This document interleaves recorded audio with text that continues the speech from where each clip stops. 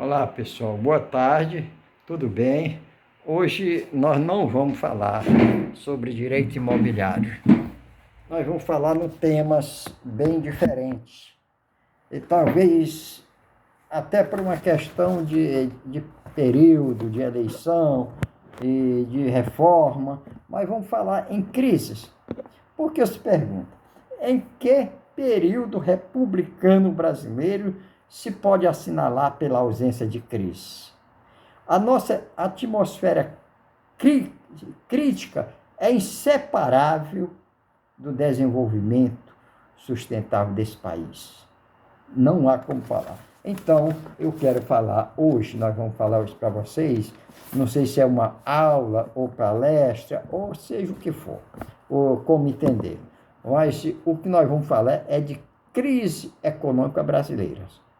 Mas o que é a crise econômica brasileira?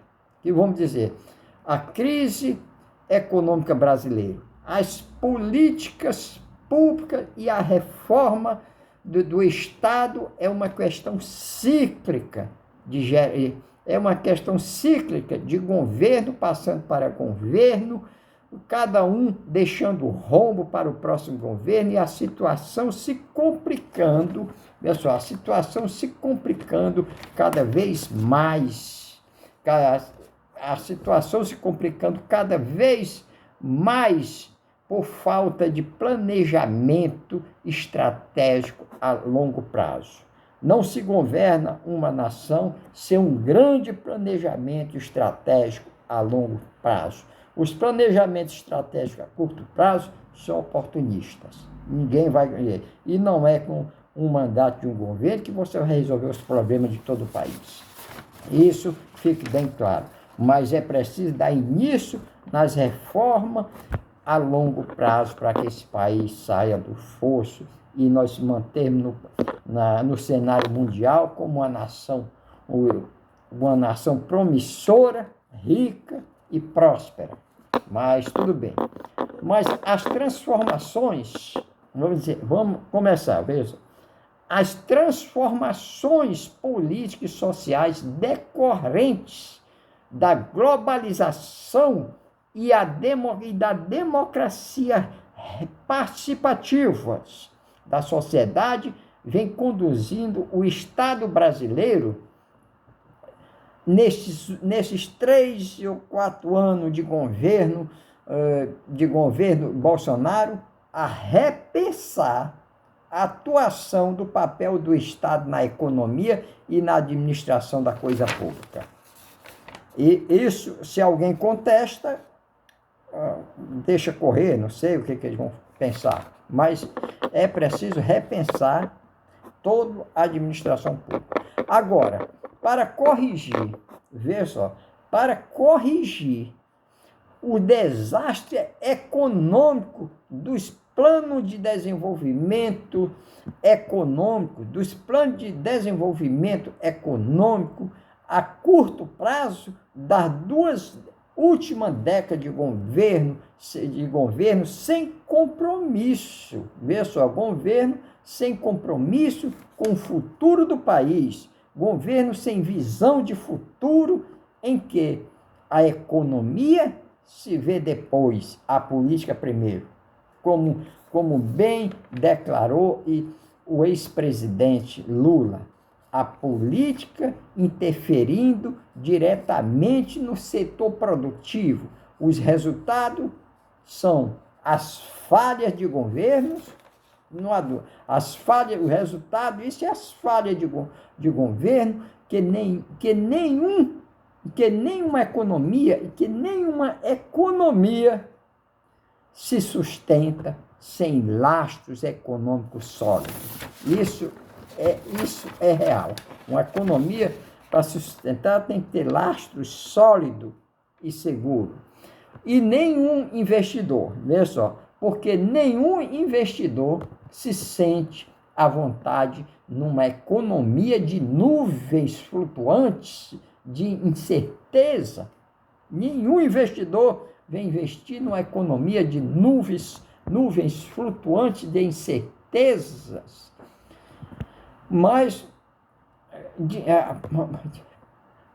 Mas, como diz, o Brasil sente necessidade de ajuste nas contas do governo para amparar as populações mais carentes.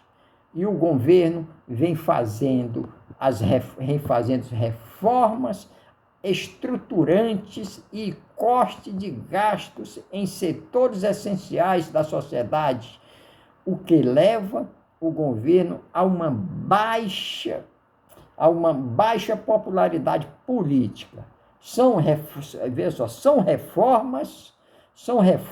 necessárias em todos os setores da administração pública, direta e indireta, como a saúde, educação, pesquisa científica, universidades e outros setores sociais, e que todos os gestores públicos devem ter currículo que não ponha em risco a administração pública. Nós não podemos ter um gestor com currículo de risco. Então, eles devem aprender a administrar em crise econômica e gastar menos. Vê só, gastar menos e aplicar bem os recursos escassos. Essa é a política moderna de desenvolvimento econômico. A política social, gastar o que tem e gastar bem.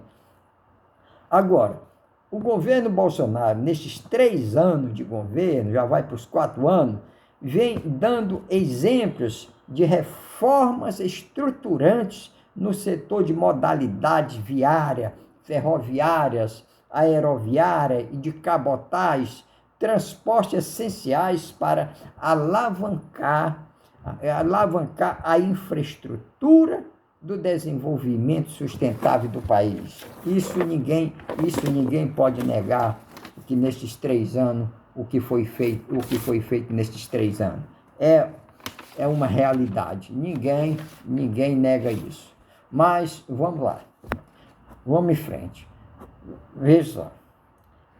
Com a administração de parcerias e outras, as outorgas reversas, e é um sucesso de administração de investimento e de infraestrutura sem gasto de dinheiro público. Isso ninguém contesta, nem mesmo a esquerda oportunistas. As delegações de prestações de serviços públicos à iniciativa privada, as privatizações de empresas estatais e a descentralização político-administrativa vem alavancando o setor produtivo brasileiro em larga escala. Então, agora, a crise mundial, veja só, a crise mundial provocada pela pandemia do Covid-19 e as guerras na Europa,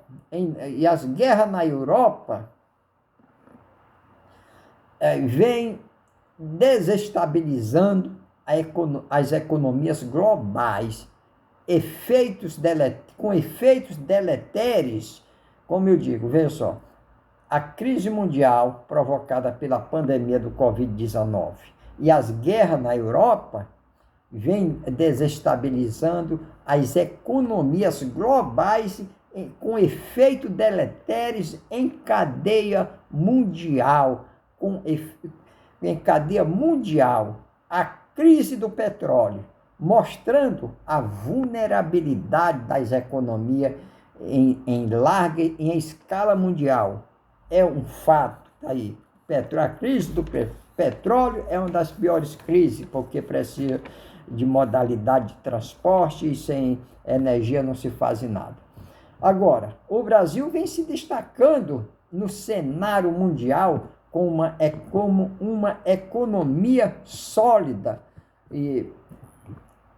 Como uma economia sólida e e responsável nos setores de agro, principalmente, como se vê, principalmente nos setores nos setores de agronegócios, alimentação, e em qual o agronegócio já se dá o nome de economias e negócio, e destacando nesse cenário mundial como uma economia sólida, no setor de agronegócio, alimentação e no desenvolvimento sustentável num mercado seguro e confiável para o investidor exigente. O investidor hoje é muito exigente, ninguém se arrisca numa economia de nuvens flutuantes. E mesmo assim, não se pode negar algumas falhas de governo. Sempre tem algumas falhas de governo, como decisões temporais, com viés de interesses imediatos. E a falta de foco, de planejamento estratégico futuro. Nós precisamos, tudo que se faz precisa um planejamento estratégico futuro, senão nós não vamos, a economia não é de momento, porque a economia é sólida de futuro. Agora, os conflitos de interesse, de alocação de recursos setoriais, veja só, quando nós referimos os conflitos de interesse, de alocação de recursos setoriais, quando nós falamos em recursos setoriais, o que é comum em anos eleitorais.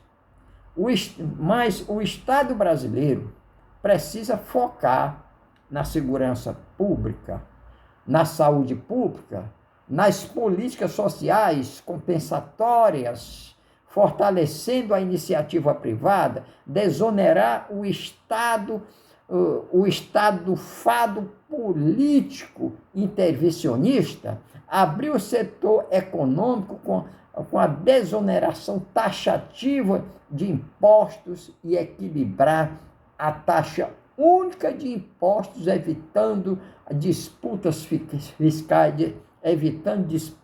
fiscais entre Estado. É uma boa iniciativa e isso o governo Bolsonaro já vem fazendo. Mas tudo bem. Agora, nesse ano de eleição de 2022, o brasileiro vai ter a única oportunidade de decidir o destino da nação.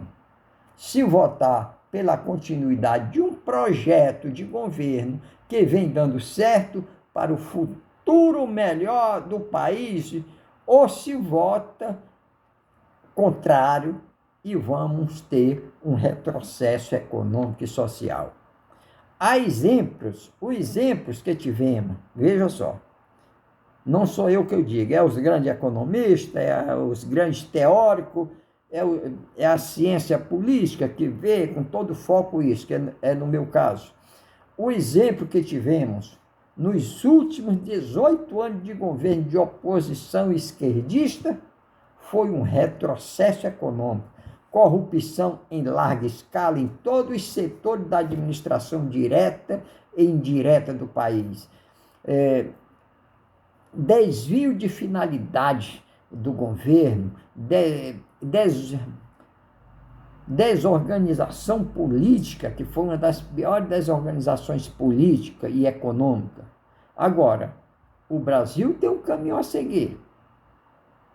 O eleitor brasileiro precisa focar no futuro do Brasil, porque o Brasil tem um caminho a seguir. Votar em Jair Bolsonaro para o bem do país. É com vocês daqui para frente. É com vocês, e se alguém discorda ou não discorda, tem todo o direito. Mas os fatos falam por si. E meu muito obrigado, e eu vou tomar meu bom dia agora.